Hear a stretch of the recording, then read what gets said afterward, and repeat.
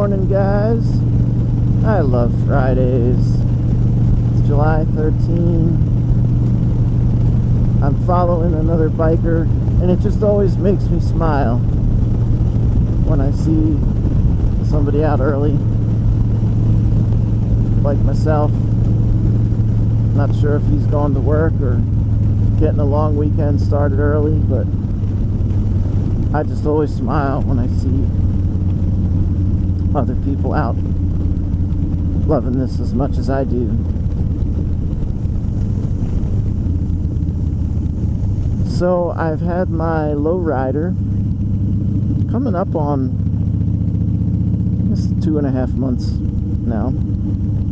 I got 2,900 miles on it since I bought it, which is strange because I don't feel like I've put that many. I didn't feel like I've ridden it that much, but apparently I have. So I thought I'd just do a little lowrider update. The bike itself has 12,000, coming up on 12,500 miles. Haven't done too much to it. Oil change. I lubricated the clutch and throttle cables over the last week, and I did put some accessories on it since I got it. Windshield, some foot pegs. Actually, I put some foot pegs on. The hand grips that the previous owner put on here are the Harley Slipstream hand grips. They're nice, nothing special, but nice looking. And you know, Harley does the whole collection, so I got the Slipstream foot pegs that match, and they're nice too. They feel good, but for some reason, when I get up to highway speed on this machine, my feet just feel like they're going to blow off of these pegs, and I end up putting some downward pressure to just keep them planted, and they never feel like they're planted. I don't know if it's wind, vibration, or a combination of all that. But anyway, I saw the same foot peg, but with some heel rests, and I guess they're a knockoff. They're not a Harley part, but I bought them. They came on the slow boat from China, and they're great. I mean, I really can't tell a difference from the Harley foot pegs in terms of craftsmanship or build quality or anything like that. And they worked out really well. It took me a little while to get them adjusted right. I don't use the heel rests all the time, so if I had them up too high, they would be in the way. If they were too low, they didn't really do what I needed. But I found kind of the perfect position for them so that I can put my feet on the pegs like I normally would without using the heel rests. But then when I just feel like a little change, I can slide my foot back an inch or two, and it's just a different position. Here's a quick look at those heel rests. You can see how they're angled. Normally my foot would be forward like that, but then when I have the need, I can drop back onto the heel rest like so. And on the highway, it feels like my feet are stable on something more so. Anyway, a little mention of the foot pegs. When I read reviews on them, a lot of people said, like, this is the best thing I ever put on my bike. I mean, I wish I got these earlier, things like that. So, never really had the need on my last bike, but on this bike, they're a welcome addition. So I spent some time learning how to use the tuner when I first got it. That's all done. And what else did I do? The saddlebags. They're all in and working well. So it's nice. I haven't had the urge to spend any more money on accessories. Everything is working out really nice. The Dyna, at least this one, is pretty vibraty, if that's a word. I knew the Sportsters were. I mean, that was a given.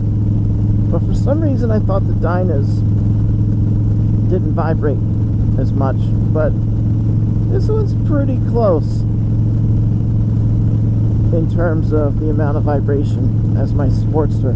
Now, my hands got numb on the Sportster when I was out on the highway and I was sailing along at highway speed, and that doesn't happen with my Dyna. And it may be because I have a 6th gear, so my RPMs are lower, but I'm really glad, because that was really annoying. I tried some ISO Karyakin grips, which are supposed to... There's actually a procedure to loosen the motor mount bolts a little bit and then run the bike for a few, I don't know, a minute or so with the bolts loose and then retighten everything. And this is some kind of like an alignment procedure or something to allow the engine to like seat, which was really kind of weird, but it's actually in the factory service manual. But it's fine. I mean, I really do love riding this thing. But the bike itself, it's been great. I did some procedures like checking my belt tension, and there's more to do, because despite what the dealer said, this bike was not, quote, fully serviced. And I could tell that when I took off the clutch cable and saw all the gunk in there. It hadn't been lubricated in heaven knows when. So that's the cable itself, as well as the lever mechanism. So it needed to be cleaned, a little bit of grease put on there. So just things like that. I'm going to keep going through the list, just like I did with my previous bike, until I get to the point where everything has been done and I have full confidence in that the bike is totally 100% maintained. But I'm not having any issues with it. It's really been really enjoyable to ride. It's a beautiful looking bike, and being heavier and more planted out on the highway has really been a plus. And just every time I get on this thing, it just, you guys that ride know, I mean, there's nothing like it. The night before a day where I'm going to ride to work, I just go to bed with a little smile on my face. Tomorrow's a ride day, and especially helps that it's a gorgeous day today, and it's a Friday, and, you know, it's nice to have that.